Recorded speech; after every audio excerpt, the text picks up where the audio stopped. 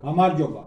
ვიწყებთ ქართლოსიანთა უძველესი და გაუყალბებელი ისტორიის თხრობას, ანუ როგორ დაარსეს ქართული სახელმწიფო ქართლოსმა, მისმა 6-მა ძმამ, შვილებმა და შვილიშვილებმა. ესენი იყვნენ ბარდო, მოვაკე, ლეკან, კავკასო, ხერო და ეგრო. ასევეა ცნობილი ქართლოსის შვილებისა და შვილიშვილების სახელების: ქართლოსის ძენი, კახო, მცხეთოს, კუხოს, გაჩოს, გარდაბანოს.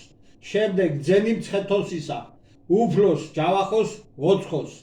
შემდეგ თეიმურაზ ბატონიშვილი ამბობს, ესენი და ძენი მათნი იყვნენ გმირნი და ნათესავთავარნი, რომელნიც დაემკვიდრეს ქვეყანასა ამას მაშინა ივერიასა და გარე შეიცვეს საზღვარნი კასპიის ზღვიდან ვიდრე პონტომდე. გთხოვთ გადახვიდეთ ჩვენს YouTube არხზე, უყუროთ ამ საკითხზე ვრცელ ვიდეოს და სხვა ვიდეოებს. გამოიწეროთ არხი და მოგწეროთ კომენტარები. დიდი მადლობა.